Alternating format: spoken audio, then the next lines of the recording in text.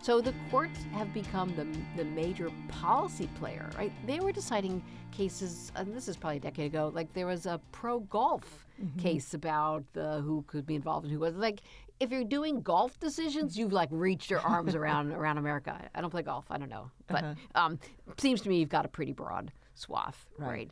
And so some of this, I would say, is a consequence of the sort of deadlocked Congress. Again, for good or for worse, not able to resolve these questions. Yeah. But some of it is a litigious movement in America that's been underway for decades. Yeah. And it's ambitious groups newly organized, I think, after the 80s on the right, where the left have been quite more dominant. Congress writes into the laws the opportunity to sue, right? So certainly on environmental laws, it's right there in the statute. We can come back to what the current Trump administration thinks about that type of litigation. So there are lots of avenues that lead to the courts. I think that's probably the benign view.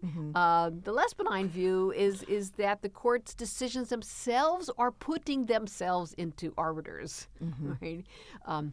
Certainly, recent case on deference to bureaucrats and agencies on ambiguous matters, right?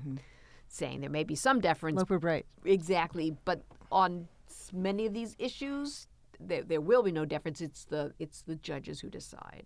So all sorts of currents here turning toward the court. And, of course, the court's got discretion over its docket. They don't have to take these cases. Yeah. And they don't take very many cases these days. So a lot of these issues aren't being resolved. Right. I'd also say that this, I think, falls in maybe Sarah's less benign view of the courts.